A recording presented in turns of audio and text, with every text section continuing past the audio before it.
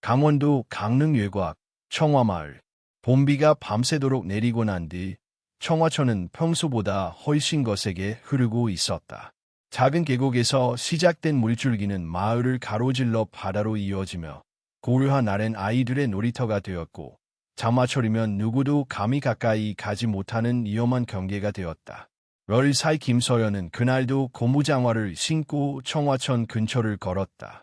비가 그치고 해가 떠오르면서 물 한 개가 얇게 퍼졌고 돌 사이로 반사된 햇살은 마치 은빛 비늘처럼 반짝였다. 서연은 조심스럽게 바위 사이를 걷다가 발끝으로 물살을 가볍게 찼다. 시원한 물이 장화 속으로 스며들자 그녀는 작게 웃었다.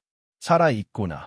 무슨 의미인지도 모른 채 혼잣말처럼 내뱉은 그 한마디는 어디선가 들려오는 작은 숨결처럼 자연에 스며들었다. 그때였다. 설원의 눈에 이상한 것이 들어왔다. 강물 위쪽 큰 바위 사이에 무언가 어두운 색의 나무 구조물이 끼어 있었다. 멀리서 봤을 땐 떠내려온 나무 조각처럼 보였지만 그녀는 이상한 예감에 가까이 다가갔다. 이게 뭐지? 설원은 바위 위로 조심스레 올라갔다. 그것은 분명히 관이었다. 오래된 나무로 만들어졌고 표면엔 진흙과 이끼가 덕지덕지 붙어 있었다. 발 위에 끼인 채 가물에 반쯤 잠긴 관은 위태롭게 흔들리고 있었다. 숨을 삼키는 순간, 분명히 무언가 안에서 두드리는 소리가 들렸다. 설원은 순간 얼어붙었다. 두 눈을 크게 뜬 채 관을 바라보았다. 들린 거야. 다시 한번. 이젠 확실했다. 규칙적이지 않지만 분명히 안쪽에서 두드리고 있었다. 그녀는 한 발짝 물러섰다가 다시 앞으로 다가갔다. 그리고 조심스레 관에 귀를 댔다. 안에서 느껴지는 미세한 진동, 그리고 낮게 갈라진 숨소리. 살려 주세요. 그녀는 하들짝 뒤로 물러났다. 손이 떨렸다. 심장이 쿵쾅거리며 목구멍까지 뛰어올랐다. 하지만 그 순간 물살이 관을 더 깊이 밀어넣으려는 듯 거세게 흘렀고 관이 움직이기 시작했다. 안 돼, 안 돼. 설원은 바위 위로 기어올라가 두 손으로 관을 붙잡았다. 하지만 어린 아이의 힘으론 꿈쩍도 하지 않았다. 물은 계속 차오르고 있었고 관은 금방이라도 강 하류로 떠내려갈 듯이 흔들렸다. 기다려요. 금방 어른을 데리고 올게요. 그녀는 말을 남기고 미끄러운 바위를 뛰어내려 전력 질주했다. 옷은 흠뻑 젖었고 신발 속에서도 물이 출렁였지만 멈추지 않았다. 청화정비센터. 마을에서 가장 가까운 수리소로 서연이 평소 자주 들르던 곳이었다. 장 아저씨, 장 아저씨. 문을 밀치고 들어선 그녀는 거에 울먹이며 소리쳤다. 강해, 관이 있어. 누가 안에 갇혔어요. 제가 들었어. 두드리는 소리. 정비소 주인, 장철수는 처음엔 웃으며 장난인 줄 알았다. 또 공룡 봤다더니 이번엔 귀신 나오는 거나. 하지만 설연의 손에 묻은 진흙, 떨리는 눈빛, 젖은 옷가지에서 흘러내리는 물방울. 그는 점점 심각한 표정을 지었다. 진짜야. 관이 있었고 안에서 누가 살려달라고. 장 아저씨는 렌치를 내려놓고 휴대전화를 꺼내 들었다. 객십이죠. 여기 강릉 청화천인데요. 강에 관이 떠내려왔다고 아이가. 사람이 안에 갇혀 있다고. 밖에선 여전히 물소리가 거세게 흐르고 있었고 서연의 귓가에선 여전히 그 두드림이 메아리쳤다. 그녀는 눈을 감았다. 작은 손바닥으로 관을 어루만졌을 때 느껴졌던 그 떨림. 절박했고 살아있었고 무시당하면 안 되는 누군가의 마지막 신호였다. 이번엔 꼭 지켜줄 거라. 그녀는 조용히 그러나 단단히 속삭였다. 119 구조대가 도착했을 때는 이미 아침 해가 중천에 떠 있었다. 청화천 주변은 황급히 설치된 통제선과 구경꾼들로 붐볐다. 마을 주민들은 서연의 말을 듣고 반신반의한 채로 모여들었다. 장철수는 구조대원에게 관의 위치를 설명하며 런신 손짓을 해댔다. 아이 말로는 저 바위 사이에 끼어 있다고 했습니다. 물이 더 불기 전에 꺼내야 할 겁니다. 설어는 구조대의 뒤를 따라가려다 어른들 사이에 밀려났다. 그녀는 억울한 듯 항의했지만 대원 중 한 명이 조용히 다가와 말했다. 괜찮아요. 우리가 확인해 볼게요. 여기서 기다리세요. 그녀는 마지못해 고개를 끄덕이며 멀찍이 떨어진 나무 아래에 섰다. 손은 여전히 젖은 옷자락을 움켜쥔 채로 떨리고 있었다. 강 위쪽에선 구조대가 바위를 타고 올라가 밧줄과 장비를 설치하고 있었다. 간은 여전히 그 자리에 있었다. 그러나 물살이 더 거세졌고 강바닥의 돌들이 미끄러워 구조 작업은 예상보다 더디게 진행되었다. 사람들 중 몇몇은 웅성거리기 시작했다. 요즘 아이들 상상력이 너무 풍부해서 다리야. 그 나이에 귀신 본다고 하지 않나. 간이 움직였다고 하지 않나. 이야기들은 점점 과장되었고 의심과 농담 사이에서 서로는 점점 작아지는 느낌을 받았다. 그러나 그 순간 간 발견했습니다. 안에 누가 있습니다. 구조대원의 요침이 청화천을 가르며 퍼졌다. 구경하던 이들의 얼굴이 일제히 굳어졌다.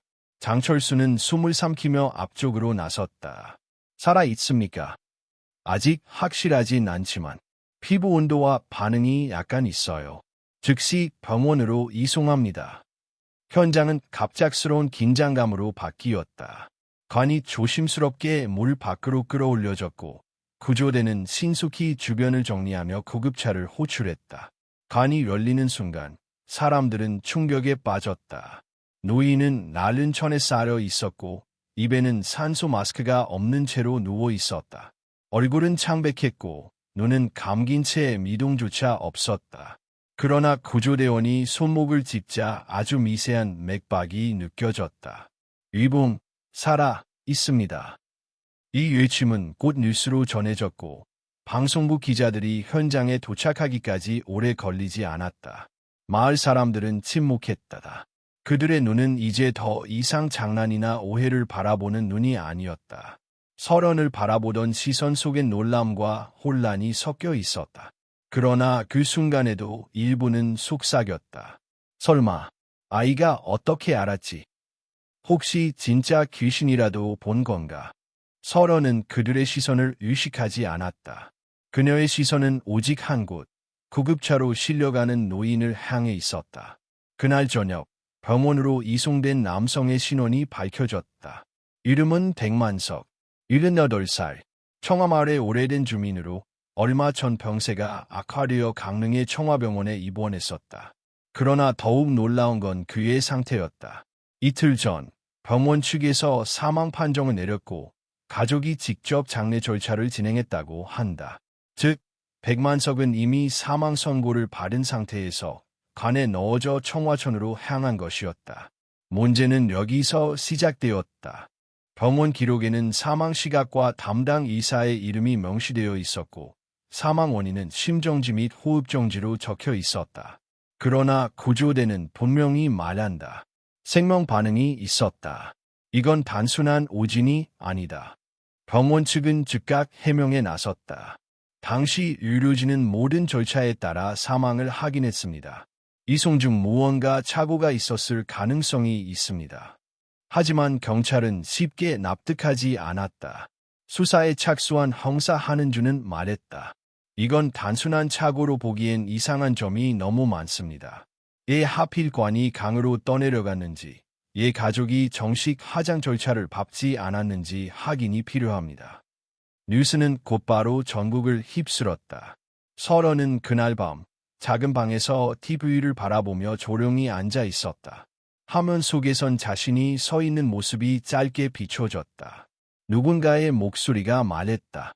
이 아이가 없었더라면 백만석 씨는 진짜로 묻혔을지도 모릅니다. 설원은 리모컨을 껐다. 창밖에선 아직도 물소리가 들려왔다. 그녀는 이불을 뒤집어쓰고 속삭였다. 엄마, 나 이번엔 누군가를 지켰어. 그러나 그 순간 그녀는 몰랐다. 이 이야기는 아직 끝나지 않았다는 것을. 이건 단지 시작에 불과했다. 청화병원의 중환자실. 백만석은 산소 마스크를 쓴 채 병상에 누워 있었다. 그의 얼굴은 여전히 창백했지만 심박 측정기의 모니터에는 분명히 생명 반응이 표시되고 있었다. 의료진들은 긴장한 채 그대로 그의 상태를 지켜봤다. 병원장은 언론에 공개된 성명을 통해 심정지 판정은 절차에 따라 이루어졌으며 이후 상태 변화가 있었던 것으로 보인다고 밝혔다. 그러나 그것은 명백한 회피성 답변이었다. 형사 한은주는 병실 복도를 걸으며 중환자실 근처를 둘러보았다. 그녀는 병원의 CCTV 기록을 요청했지만 일부 영상이 삭제되었거나 저장되지 않은 상태였다. 그녀는 의료 기록과 장례 관련 문서들을 확인하고 있었다.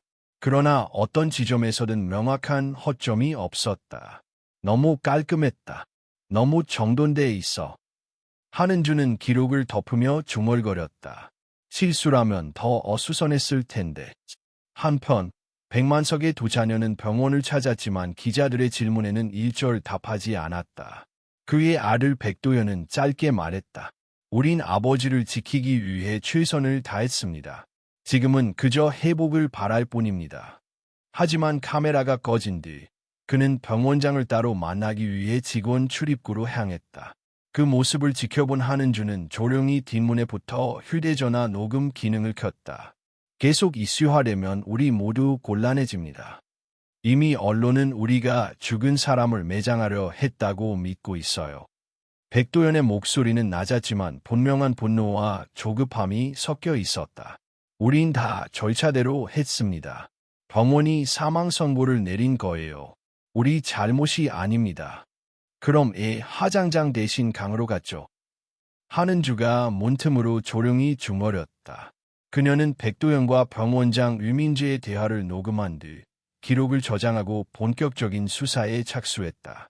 같은 시각 김설현은 할머니와 함께 경찰서에 있었다. 설현은 경찰의 질문에 담담히 대답했지만 어른들이 자신의 말을 믿지 않는다는 것을 본능적으로 알고 있었다. 서원아, 다시 한번 말해줄래? 너는 정말 관 안에서 소리를 들은 거니? 네, 2번, 3번, 쿵쿵. 이렇게요. 그녀는 손으로 책상을 가볍게 두드렸다. 하지만 조사관은 눈을 피하며 웃음을 지었다. 혹시 그때 물소리나 바람소리를 착각한 건 아닐까? 설원은 대답하지 않았다. 그녀는 단지 고개를 숙이고 손을 꽉 움켜쥐었다. 그 손은 여전히 그날의 관 표면을 기억하고 있었다. 차갑고 축축했으며 아주 미세하게 떨리고 있었다. 조사실 밖에서 기다리던 형사 한은주가 조용히 다가왔다. 김서원 맞지? 설원은 고개를 들었다. 나도 너처럼 어릴 때 누군가의 목소리를 들은 적 있어. 아무도 안 믿어줬지만 결국 그게 진실이었지. 그녀는 미소 지으며 메모지를 꺼내 건넸다. 그날 관 안에서 들었던 소리를 기억나는 대로 적어줄 수 있을까? 두드림 간격이라든가 색이 같은 거. 설현은 그 메모지를 받아들고 조심스럽게 그림을 그렸다. 작은 원, 큰 동그라미, 연결선, 그리고 숫자. 그것은 마치 음악의 리듬처럼 일정한 패턴을 갖고 있었다. 한은주는 그것을 받아들고 다시 경찰서 안으로 들어갔다. 이 아이가 쓴 건 단순한 기억이 아니에요. 이건 패턴이에요. 신호입니다. 그녀는 곧바로 범죄 분석팀에 이 도표를 넘겼다. 음향 분석 결과 그것은 모습보호와 유사한 구조를 가지고 있었고 단순한 두드림이 아니라 구조 요청일 가능성이 제기되었다. 며칠 뒤 백만석은 의식을 조금씩 되찾기 시작했다. 그는 눈을 뜨기 전에도 손가락을 미세하게 움직였고 반응 테스트에서 느린 반응을 보였다. 의료진은 조심스럽게 그의 회복을 보고했고 병원은 그제야 그의 상태를 생명 유지 중으로 정정했다. 그 소식은 언론을 통해 다시 전국으로 퍼졌다. 그러나 이번엔 사람들의 반응이 달랐다. 누군가는 병원을 비난했고 누군가는 가족을 의심했다. 무엇보다 많은 사람들이 한 가지 질문을 던지기 시작했다. 이 노인은 정말 우연히 살아남은 걸까? 아니면 누군가가 의도적으로 그를 물으려 했던 걸까? 그 질문의 한가운데엔 10살 소녀 김설현이 있었다. 학교에 등교한 서련은 친구들의 눈총을 받았다. 진짜 귀신 들린 거야. TV에 나왔다며? 거짓말인 거 다 알아. 서련은 아무 말도 하지 않았다. 교실 창밖으로 보이는 청화촌을 바라보며 혼잣말처럼 중얼였다. 나는 들었어. 누군가는 살아 있었고 나한테 말했어. 살고 싶다고. 그녀의 눈빛은 더 이상 10살 소녀의 것이 아니었다. 청화병원에서 100만석이 의식을 되찾았다는 뉴스가 퍼지자 언론과 여론은 분노와 충격 속에 휘말렸다. 병원의 해명은 점점 공색해졌고 가족들은 모습을 감췄다. 형사 한은주는 청화병원의 진료기록실에 앉아 100만석의 사망 판정 당시의 기록을 다시 검토하고 있었다. 진단서에는 명확히 2025년 8월 21일 18시 34분 심정지 및 호흡정지라고 기재되어 있었고 서명은 병원장 유민재의 이름으로 되어 있었다. 사망 진단서가 발급된 당일 유민재는 서울에 있었다. 그녀는 CCTV와 출입기록, 통화 내역을 토대로 병원장의 위치를 확인했다. 그의 부재 중 누군가 그의 아이디를 도용해 서명한 것이 분명했다. 서명 2조. 한은주는 깊은 숨을 쉬고 병원장의 사무실 문을 두드렸다. 유민재 원장님, 잠시 시간 좀 괜찮으십니까? 형사님, 이젠 더 이상 드릴 말씀이 없습니다. 법적 대응을 준비 중입니다. 원장님, 사망 판정 당시 병원에 안 계셨던 것 저희는 알고 있습니다. 유민재의 얼굴이 경직됐다. 그건 의료진 내부 착오입니다. 서류가 일시적으로 제 아이디로 처리되었을 뿐. 그 착오 때문에 한 사람이 살아있는 채 관에 갇혀버렸습니다. 그는 대답하지 않았다. 침묵이 길어지자 한은주는 조용히 말했다. 원장님, 더 중요한 건 그 관이 하장장으로 가지 않고 가물로 갔다는 겁니다. 같은 시각 백도연은 변호사와 함께 고급 한식당에서 밀담을 나누고 있었다. 경찰이 병원 쪽으로 눈을 돌리고 있다. 당분간은 조용히 지내는 게 좋겠어.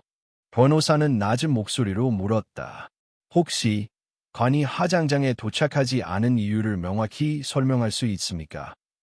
아버지는 돌아가셨다고 확신했어. 장례식 절차는 이미 정해져 있었고 형식적인 확인만 남은 상태였어.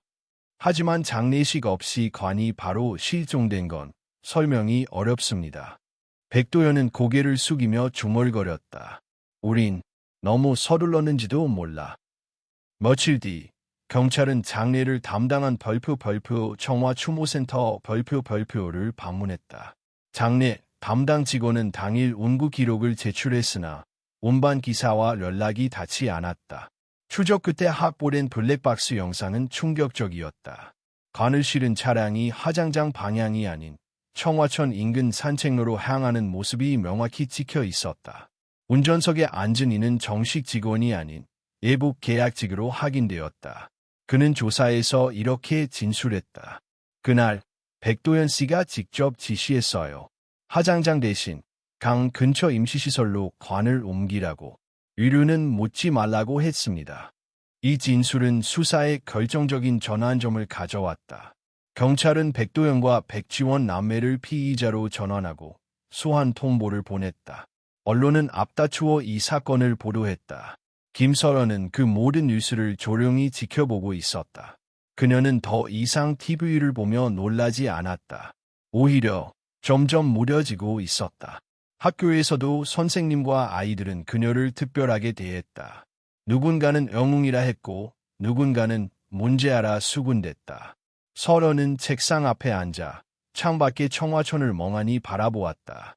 어느 날 방과 후 형사 한은주가 학교로 찾아왔다. 서원아, 잠깐 괜찮을까? 두 사람은 운동장 뒤 벤치에 앉았다. 한은주는 작은 봉투를 꺼내 그녀에게 건넸다. 이건 너 덕분에 살아난 어떤 분이 보낸 편지야. 서련은 봉투를 조심스럽게 열었다. 안에는 떨리는 손글씨로 쓴 한 줄이 적혀 있었다. 살고 싶었습니다. 그리고 당신이 들었습니다. 그녀는 천천히 눈을 감았다. 두 귀에 그날의 도드림 소리가 다시 울리는 듯했다. 킁, 킁킁, 살고 싶어. 도와줘. 그 신호는 단순한 두드림이 아니었다. 절망 속에서 내민 마지막 손짓이었다.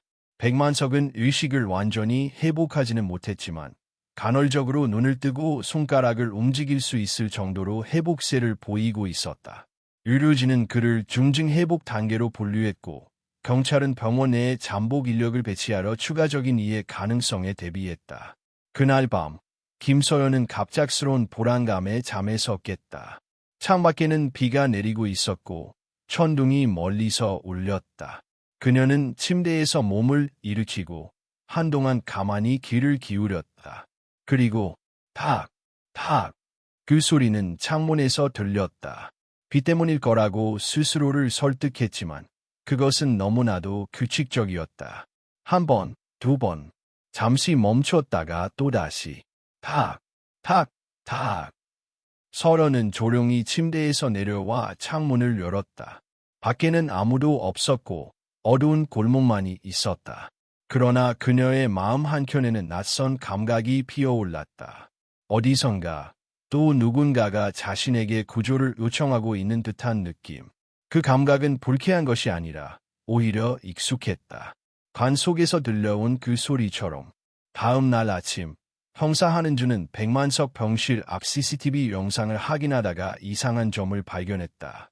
새벽 3시 17분 간호사 명찰을 착용한 인물이 병실에 접근했으나 출입 기록에는 해당 시간이 공백으로 남아 있었다. 출입 카드 로그도 없었고 간호사 본인은 그 시간에 근무하지 않았다고 진술했다. 누군가 병원 내부 시스템을 오해하고 출입한 거야. 한은주는 즉시 병원장에게 병실 보안 강화를 요청했고 경찰 경비 인력을 늘렸다.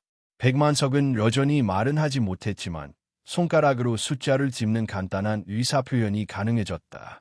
이름, 알고 계신 분인가요? 한은주는 알파벳과 숫자가 적힌 카드판을 들고 질문했다. 백만석은 떨리는 손가락으로 천천히 I를 가리켰고 이어서 M을 그리고 J를 짚었다. 유민재, 원장. 그의 손가락이 미세하게 떨렸고 다시 얘를 의미하는 표시를 가리켰다. 그 순간 형사 한은주는 이 사건이 단순한 과실이나 가족 간의 갈등이 아니라 병원 내부와 얽힌 계획적 음모일 가능성을 확신했다. 그날 저녁 경찰은 유민재 병원장의 사무실과 자택을 압수수색했다. 그리고 하드디스크에서 암호화된 문서 폴더 하나를 발견했다. end_lst_2025 열람된 파일에는 몇 명의 환자 이름, 생년월일, 입원일, 예상 사망 시점과 처리 방식이 기재되어 있었다.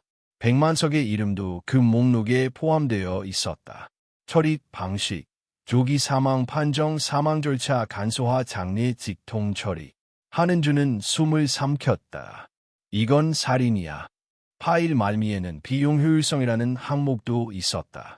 장기 입원 환자 중 가족 돌봄 부재, 치료 불가 항목은 비용 손실 발생.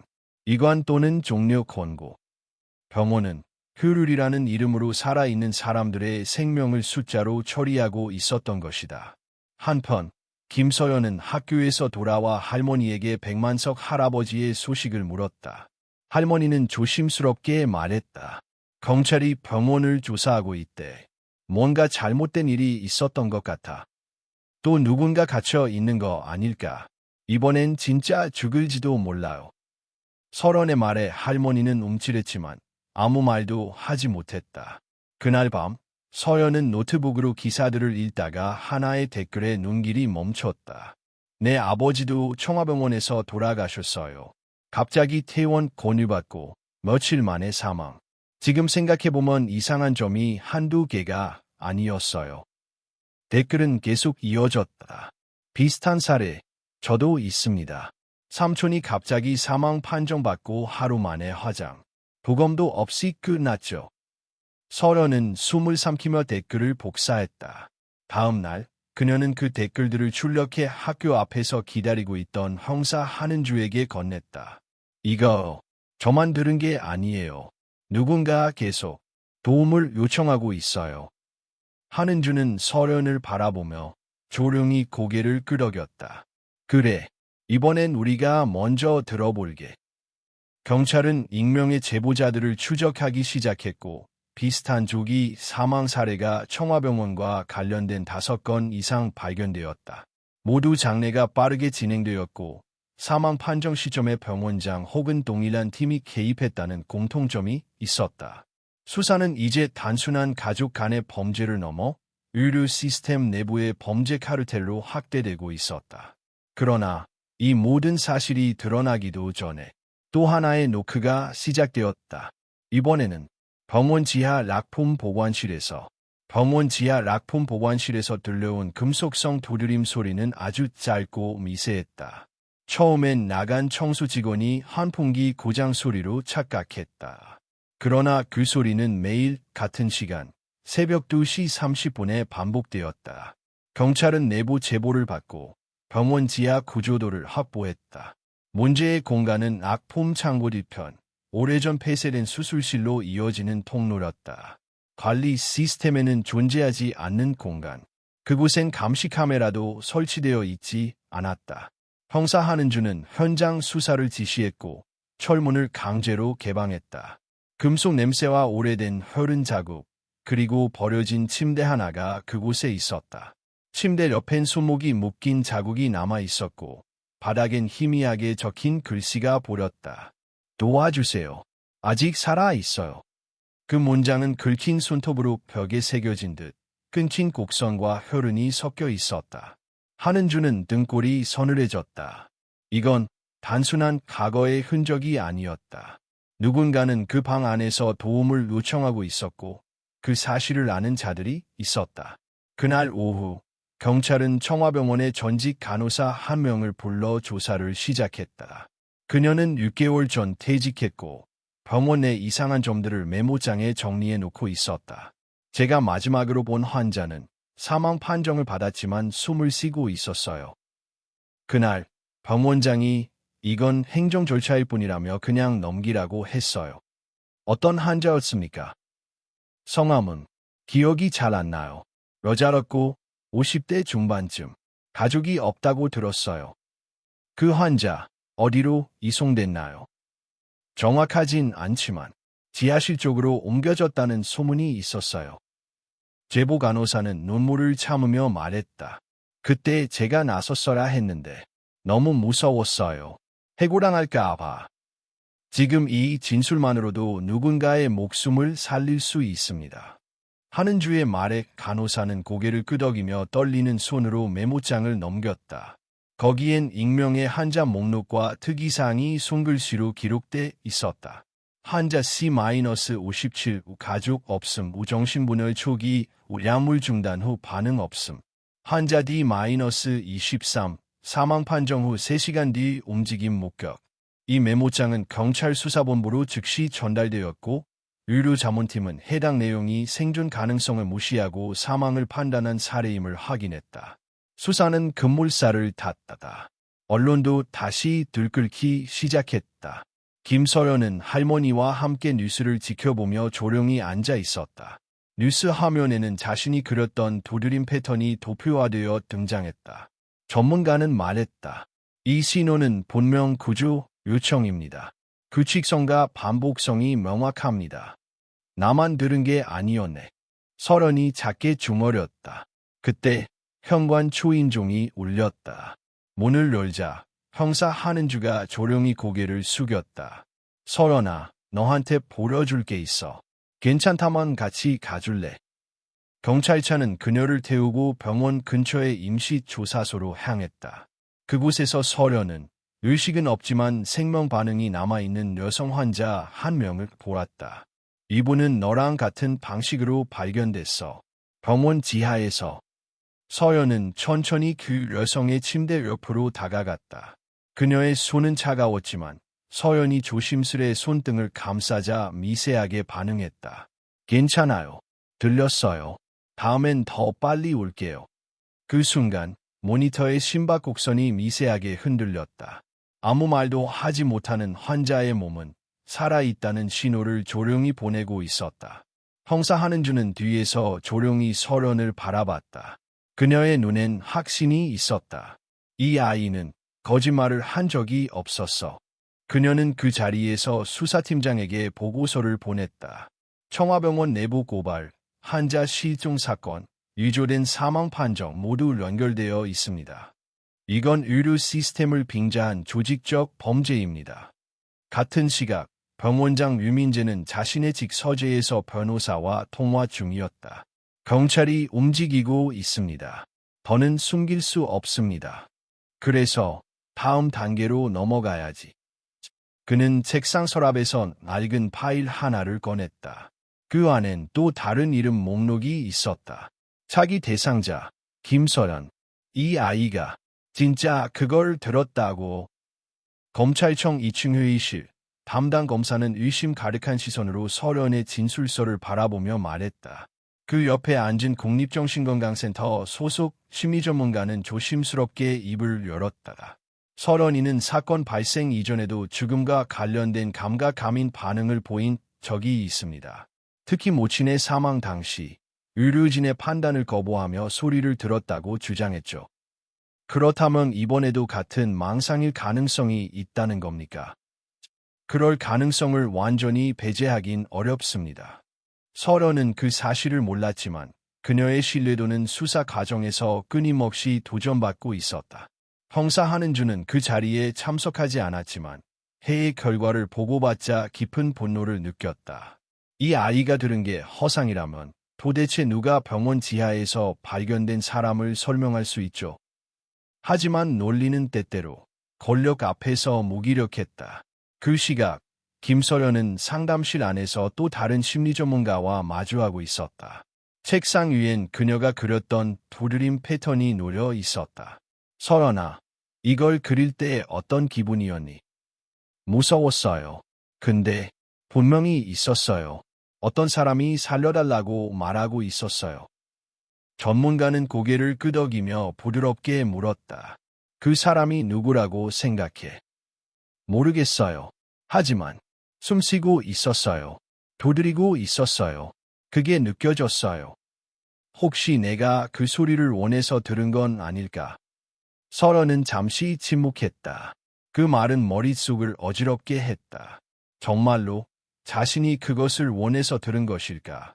하지만 다음 순간 병원 지하에서 만난 여성의 미세한 손떨림이 기억 속에 되살아났다. 그건 상상이 아니었다. 분명히 살아있는 누군가의 몸이었다. 며칠 뒤 서연은 그네에서 또다시 괴롭힘을 당했다. 복도에 붙은 인쇄물엔 그녀의 얼굴과 함께 이렇게 적혀 있었다. 귀신 보는 아이, 거짓말로 뉴스에 나온 영웅 흉내. 교무실에서도 교사는 곤란한 표정으로 말했다. 서연아, 잠시 학교를 쉬는 건 어떨까? 경찰도 바쁘고 내 마음도 복잡할 거라. 서연은 조용히 고개를 저었다. 저 도망치고 싶지 않아요. 그녀의 목소리는 작았지만 단단했다.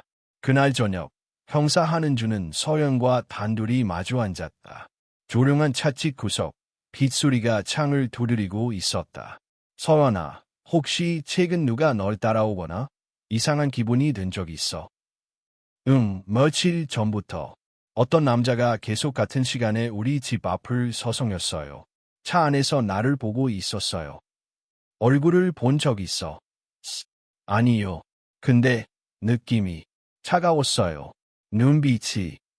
한은주는 즉시 서연의 자택 주변 CCTV 분석을 지시했다. 그 결과 밤 10시경 검은 SUV 차량이 매일 같은 시간대에 집 앞에 정차한 기록이 발견되었다. 차량의 소유주는 청와병원과 관련된 한 의료기기 업체의 임원으로 확인되었다. 그는 백도현과 여러 차례 금융 거래 기록이 있었으며 유민재 병원장과도 골프 모임에 자주 참석한 인물이었다. 수사는 다시 암흑을 향해 깊어지고 있었다. 며칠 후 서연은 경찰 요청으로 국회 청문회에 비공개로 참석하게 되었다. 청문회에선 병원장의 음모와 사망 조작 사건에 대한 증언이 이어지고 있었다. 서연은 대기실에서 긴장된 얼굴로 대기하고 있었고 그 앞에는 증인 출석용 카드가 놓여 있었다. 김서연 사건 최초 신고자. 잠시 후 그녀의 차례가 되었다. 국회의원들과 기자들, 전문가들이 자리한 회의실 중앙에 작은 걸음으로 서련이 입장했다. 마이크 앞에 선 그녀에게 한 국회의원이 물었다. 김서연 양, 내가 들었다는 그 두드림 소리. 정말로 존재했다고 확신하니? 서련은 고개를 들고 차분하게 대답했다. 네, 저는 들었고, 느꼈고, 두려웠고, 그 사람이 아직 살아있다고 믿었어요. 혹시 그런 걸 믿고 싶었던 건 아닐까? 그 질문은 그동안 쌓였던 모든 의심과 상처를 한순간에 되살아나게 했다. 서련은 깊게 숨을 들이켰다. 그리고 조용히 말했다. 어른들은 잘 듣지 않아요. 병실에서, 간 속에서, 낙한 사람들의 소리는 항상 작아요. 저는 작아서 그 소리가 들렸어요. 순간 회의실은 조용해졌다. 그녀는 이어서 자신이 그렸던 두드림 패턴을 다시 꺼내 보여주었다. 전문가들은 그 신호가 구조 요청의 일종이라는 분석을 덧붙였다. 기록 화면이 재생되었고 간 속에서 발견된 100만석의 심박 그래프와 두드림 시간대가 완벽히 일치한다는 분석 결과가 제시되었다. 이제 더 이상 아무도 서연을 부정할 수 없었다. 그 순간 모두가 깨달았다. 그녀는 처음부터 단 한 번도 거짓말을 하지 않았다. 서울중앙지방법원 제3형사부 법정 2025년 9월 28일 100만석 미수살인 및 유류기록 조작 사건의 첫 정식 재판이 열리는 날이었다. 재판정은 방청객, 기자, 인권단체 관계자들로 가득 찼다. 피고석에는 청와병원장 유민재, 아들 백도현, 딸 백지원, 그리고 의료기기 업체 임원이 나란히 앉아 있었다. 그들의 얼굴엔 자신감이라기보단 피로와 불안이 엿보였다. 피고인들은 모두 유죄를 부인하고 있습니다. 변호인은 서두에서 단호하게 말했다. 이 사건은 감정적인 오해와 과장된 언론 보도로 인해 왜곡되었으며 절차상 실수에 불과합니다. 재판부는 조용히 고개를 끄덕이며 첫 번째 증인을 호명했다. 증인 김서연. 순간 재판정이 조용해졌다. 10살 소녀가 검은색 교복에 가까운 정장 차림으로 작은 발걸음으로 증인석에 올랐다. 법정 안에 수십 쌍눈이 그녀를 향했다. 판사는 차분히 말했다. 증인, 자신의 이름과 나이를 말해주세요. 김서연, 10살입니다. 법정에서 하는 모든 말은 진실이어야 하며 거짓 진술은 처벌받을 수 있다는 걸 알고 있나요? 서련은 고개를 끄덕였다. 네, 알고 있어요. 검사는 마이크 앞에 서서 그녀에게 질문을 시작했다. 사건 당일, 당신은 강가에서 관을 발견했다고 진술했습니다. 그 경위를 설명해 주세요. 서련은 또박또박 말을 이었다. 비가 온 다음 날, 청화천 근처에서 돌을 줍고 있었어요. 그때 바위 사이에 끼어 있는 나무 관을 봤어요. 그리고 안에서 소리가 들렸어요. 어떤 소리였죠? 서련은 주먹을 쥐고 조심스럽게 탁자를 두드렸다. 이렇게요. 킁. 규칙적이지는 않았지만 분명히 사람의 손이었어요. 검사는 그녀가 법정에 제출한 두드림 패턴 도표를 화면에 띄웠다. 이건 당신이 그렸던 소리의 간격과 세기인가요? 네, 제가 기억하는 그대로 그린 거예요. 변호인단 중 한 명이 자리에서 일어나 반박했다. 재판장님, 증인은 아동입니다. 감정에 따라 기억이 왜곡되었을 가능성이 있습니다. 심리 전문가의 평가 결과 상실 트라우마 이후의 감각 감인 현상이 존재한다고 명시되어 있습니다. 재판장이 조용히 손을 들며 말했다.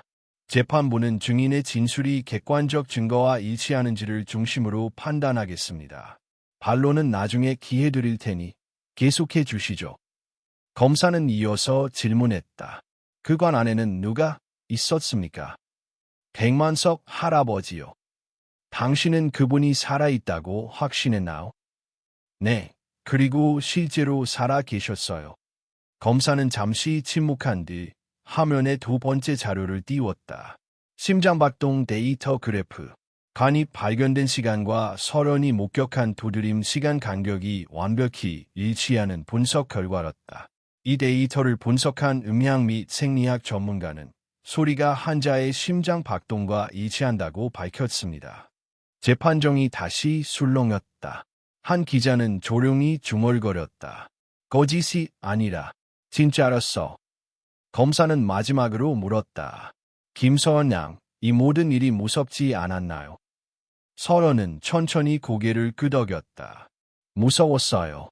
하지만 저라도 듣지 않으면 아무도 못 듣는다고 생각했어요. 그 순간 피구석의 백도현이 고개를 돌리며 혀를 찼다. 변호인은 조용히 고개를 숙였고 유민재 병원장은 눈을 감았다. 변호인 측은 반대 신문을 시도했지만 결정적인 허점을 찾지 못했다. 심지어 그들이 제시한 심리적 망상 가능성은 법정 과학자들에 의해 논리적으로 반박되었다. 증인의 감각적 기억은 객관적 자료와 일치하며 그 신호는 무작위 소음이 아니라 구조적인 요청 패턴입니다. 이어서 재판부는 경찰 수사 자료, 병원 내부 고발자의 증언, 사망진단서 2주 기록, 지하실 구조물 발견 등 총체적인 증거들을 청취했다. 그리고 마지막으로 중환자실에 입원 중인 백만석의 영상 증언이 상영되었다. 그는 약한 목소리로 말했다. 살고 싶었습니다. 아무도 들으려 하지 않았는데 누군가가 들었습니다. 그 말 한마디가 법정 안에 침묵을 갈랐다. 재판장은 휴정을 선언하며 말했다. 본 사건은 법률적 판단을 넘어 생명과 책임의 경계에 놓인 중대한 사안입니다. 판결은 차기 공판에서 내려지겠습니다. 서련은 증인석을 내려오며 천천히 걸었다. 그녀의 발걸음은 가볍지 않았지만 흔들리지도 않았다.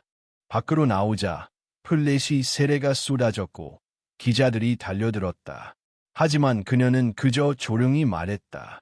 그 사람의 목소리를 들은 건 제가 아니라 모두가 들어야 했던 거예요. 그리고 그녀는 뒤를 돌아보지 않고 걸어 나갔다. 마치 더 이상 두렵지 않다는 듯이. 2025년 10월 12일 서울중앙지방법원 삼명사부는 청와병원 관련 형사사건에 대한 최종 판결을 내렸다. 법정은 여느 때보다 조용했고 기자들은 숨을 죽인 채 재판장의 입만 바라보고 있었다. 피고 유민재, 피고 백도현, 피고 백지원, 피고 김석훈에게 각각 아래와 같은 형을 선고합니다. 잠시 침묵이 흘렀다. 피고 유민재에게는 업무상 과실치사, 사망진단서 2주, 사문서 2주 및 행사, 의료법 위반 혐의로 징역 15년을 선고합니다. 피고 백도현에게는 존속살해 미수, 증거인멸교사, 의료기관법 위반 혐의로 징역 18년을 선고합니다. 피고 백지원에게는 공범 및 증거은닉죄로 징역 10년을 선고합니다. 피고 김석훈에게는 청와병원과 공모한 의료기기 업체의 허위 보고서 작성 및 비리 자금 제공으로 징역 8년을 선고합니다. 선고가 내려진 순간 법정 곳곳에서 억눌린 탄식과 조용한 박수가 섞여 흘러나왔다. 형사 한은주는 뒷자리에 앉아 조용히 눈을 감았다. 그녀는 끝까지 포기하지 않았고 아이의 목소리를 증거로 받아들였다. 기자들은 EJ 뉴스를 송고하기 시작했다. 하지만 이 사건은 단지 법정에서 끝나는 문제가 아니었다. 사건의 여파는 전국 의료계와 정치권까지 번지기 시작했다. 같은 달 국회에서는 의료사망판정제도 개선 특별위원회가 긴급 구성되었고 한 명의 청소년 참고인이 국회에 다시 출석했다. 김서원 양, 도르림 패턴이 사회적으로 알려진 뒤 어떤 변화가 있었습니까? 많은 사람들이 자기 가족의 죽음에 대해 다시 생각했어요. 누군가는 그때도 뭔가 이상했다고 말했어요. 그게 당신이 바라는 변화였습니까? 서련은 잠시 생각하다 고개를 저었다. 전 그냥 누군가를 지키고 싶었어요. 한 사람이라도. 그 말은 단순했지만 회의실 전체를 멈추게 했다. 그녀의 진심은 정치인도 전문가도 넘을 수 없는 무게를 가지고 있었다. 며칠 뒤 도르림법, 생명권 확인 및 사망 판정 절차 강화 법안이 발의되었다.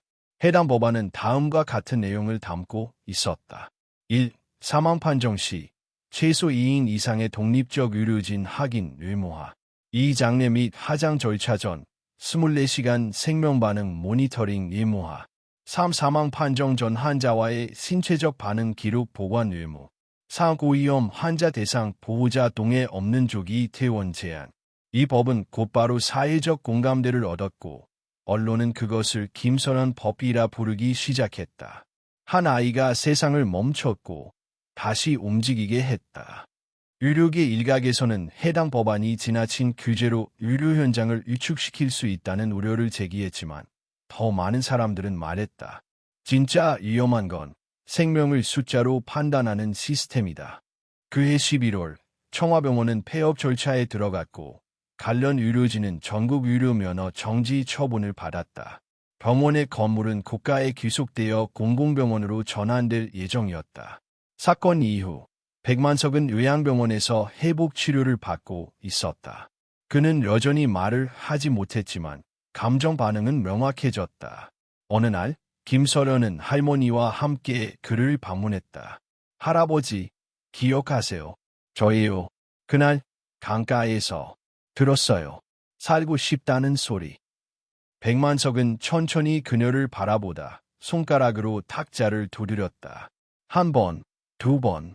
그 소리는 너무 약했지만 분명했다. 서련은 미소 지으며 그의 손을 꼭 잡았다. 이젠 모두가 들을 수 있어요. 그러니까 괜찮아요. 그녀는 더 이상 혼자가 아니었다. 처음엔 작았던 그 노크는 이제 세상 전체를 흔드는 소리가 되었다. 겨울이 다가오고 있었다. 강원도 강릉의 청화마을은 첫눈이 내린 뒤로 고요한 하얀색에 덮여 있었다. 청화천은 물살이 줄었고 돌 위엔 얼음이 얇게 얼어 있었다. 김서련은 그날도 학교 수업을 마치고 혼자 강가를 걸었다. 예전 같았으면 무서워서 가까이 가지도 않았을 곳이지만 이제는 다르다. 그곳은 그녀에게 처음으로 목소리를 들려준 장소였고 세상이 귀 기울이지 않던 생명의 경계가 시작된 곳이었다. 그녀는 천천히 바위 위에 앉아 손을 조심스럽게 내밀었다. 작고 찬 물살이 손끝을 스쳤다. 차가웠지만 익숙한 감촉이었다. 살고 싶다는 소리, 도와달라는 신호, 아직 여기 있다는 떨림. 그 모든 기억이 이곳에서 시작되었다. 멀리서 발자국 소리가 들렸다. 서련은 뒤를 돌아보았다. 형사 한은주가 조심스럽게 다가왔다. 여기 있었구나. 네, 그냥 혼자 있고 싶었어요. 한은주는 그녀 옆에 조용히 앉았다. 잠시 둘 사이에 말이 없었다. 서원아, 국회에서 연락이 왔어. 도드림법 통과 기념식에서 내 이야기를 해주고 싶대. 저는 그냥 조용히 살고 싶어요. 뉴스도 카메라도 이제 그만. 한은주는 고개를 끄덕였다. 그래, 너는 이미 내 목 이상을 했지. 아주 많이. 서련은 물을 바라보다가 말했다. 근데요, 언니, 아직도 가끔 들어요. 무슨 소리? 누군가의 노크. 진짜 소리는 아니에요. 마음속에서 들리는 것 같아요. 한은주는 놀라지 않았다. 오히려 조용히 손을 내밀어 서련의 손을 감쌌다. 그건 내가 살아있는 사람이라서 그래. 어떤 소리는 귀로 듣는 게 아니라 마음으로 듣는 거니까. 서련은 살짝 미소 지었다. 그리고 다시 물을 향해 속삭였다. 이제 나만 듣는 게 아니야. 다들 들을 수 있어. 그러니까 기다려줘. 그녀는 손을 들어 바위 위를 가볍게 두드렸다. 쿵, 쿵, 쿵. 그 소리는 예전처럼 공포로 다가오지 않았다. 이제는 희망의 리듬이었다. 세상이 끝났다고 느끼는 누군가에게 아직 끝이 아니라고 말해주는 울림이었다. 며칠 후 청화병원 자리에 새로 문을 연 공공요양센터에서 작은 개관식이 열렸다. 이곳은 노인과 중증 환자들을 위한 장기요양 병동이었고 무엇보다도 도드림 경보 시스템이 설치된 최초의 병원이었다. 모든 병실에는 손가락 하나로 누를 수 있는 벨이 설치되어 있었고 센서는 미세한 진동과 도드림까지 감지해 간호사에게 자동으로 전송되었다. 이 시스템의 이름은 서련 라인이었다. 작고 희미한 구조 요청도 놓치지 않겠다는 의미였다.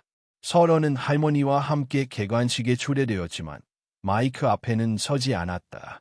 그저 뒤편 의자에 앉아 조용히 박수를 쳤다. 그녀가 이룬 것은 소리 없는 목소리들에게 말할 기회를 준 것이었다. 더 이상 죽음이 조용히 묻히지 않도록, 더 이상 관 속의 노크가 무시되지 않도록. 시간이 흘러 겨울방학이 시작되었다. 서연은 책상에 앉아 작은 수첩에 글을 쓰고 있었다. 나는 10살이었다. 누군가의 죽음을 처음으로 가까이에서 봤다. 그리고 누군가의 삶을 처음으로 지켜냈다. 사람들은 나를 특별하다고 불렀지만 나는 그저 들었을 뿐이다. 누구나 들을 수 있었던 그 소리. 작고 간절한 살아있으려는 목소리. 이제는 그 목소리가 세상을 흔들고 있다. 그리고 나는 다시 누군가의 노크를 기다리고 있다. 그녀는 펜을 내려놓고 창문을 열었다. 바람이 찬 공기를 밀어넣었고 멀리서 그의 종소리가 울렸다. 그 순간 책상 아래에서 탁, 탁 무언가가 아주 작게 울렸다. 서로는 조용히 고개를 끄덕였다. 알겠어. 이번엔 더 빨리 찾아갈게. 그리고 그녀는 다시 한번 작게 두드렸다. 쿵, 쿵, 쿵. 이야기는 끝났지만 그 소리는 아직도 어딘가에서 계속되고 있다.